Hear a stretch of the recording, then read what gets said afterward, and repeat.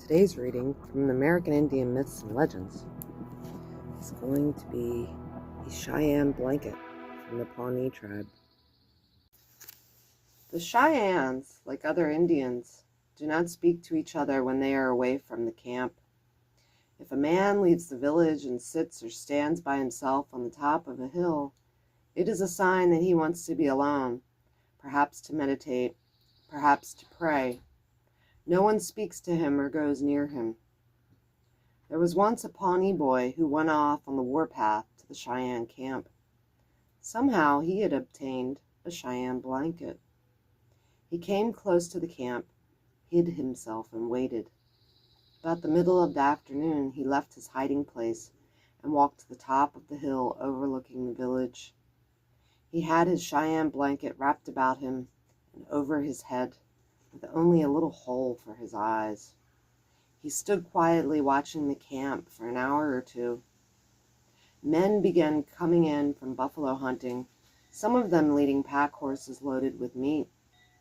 One hunter was riding a horse packed with meat while he led another pack horse and a black spotted horse that was his running horse. Running horses are ridden only to the chase or on war parties, and after being used, they are taken down to the river to be carefully washed and groomed.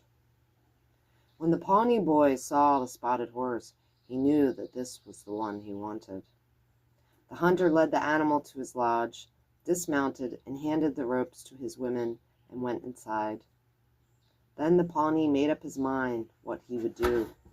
He started down the hill into the village and went straight to the lodge where the women were unloading the meat. Walking up to them, he reached out and took the ropes of the spotted horse and one of the pack horses. The women fell back, doubtless thinking that he was one of the owner's relatives, come to take the running horse down to the river. The Pawnee could not speak Cheyenne, but as he turned away, he mumbled something in a low voice, and then walked toward the river.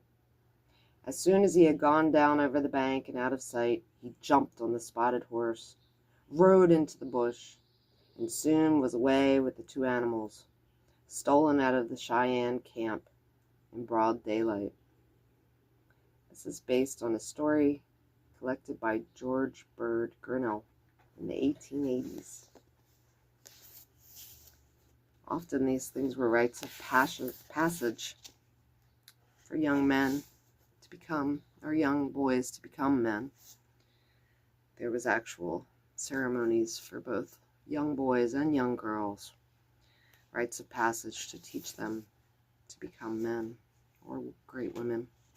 So, great little story here for this Sunday, stealing horses.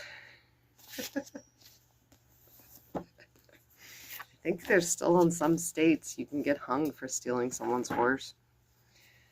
I think it might be on the books in West Virginia, I'm not sure. Anyway, hope you enjoyed that little American Indian myth and legend for today. And I've got two I'm posting, that and the Devil's Tower, which is a much better, please go listen to that. It is a much more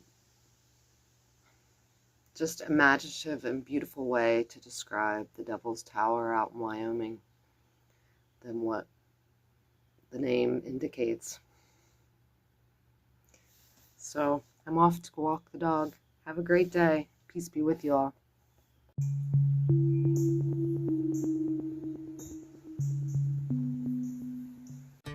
And don't forget to honk for Jesus and come get your star blanket. Roadside market at Route 50 in Romney, right outside of Romney, West Virginia. To hide Cheyenne boy.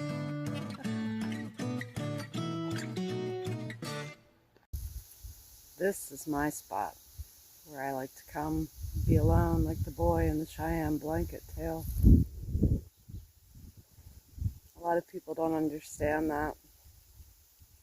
A lot of people need a lot of people around them. They don't understand the power of silence, connecting with all that is. And they mistake your distance for rejection instead of a higher connection with our Creator, our God. And that's the sad state of this Western civilization, that a lot of people don't understand, those of us that are highly spiritual and need a lot of time on our own to process our lives, to hear from God.